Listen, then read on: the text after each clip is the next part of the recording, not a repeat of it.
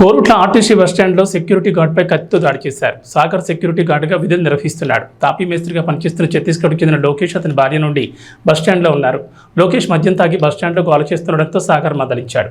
దీంతో లోకేష్ అతనిపై కత్తితో దాడి చేశాడు. వెంటనే అప్రమత్తమైన గార్డ్ అతని కత్తిని తీసుకుని అడ్డుకున్నాడు. అతన్ని పోలీసులకు అప్పగించారు.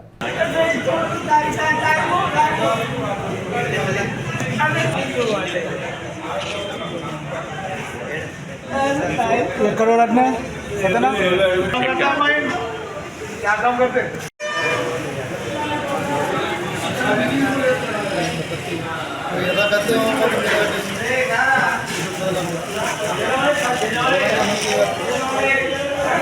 కంపల్సరీ చెప్పుకోవాలి.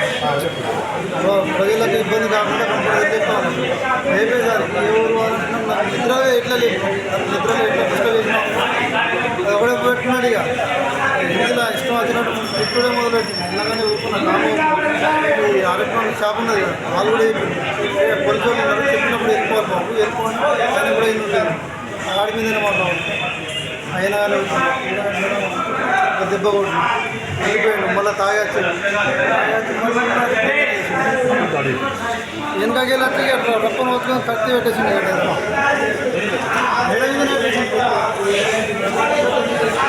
ఇట్లా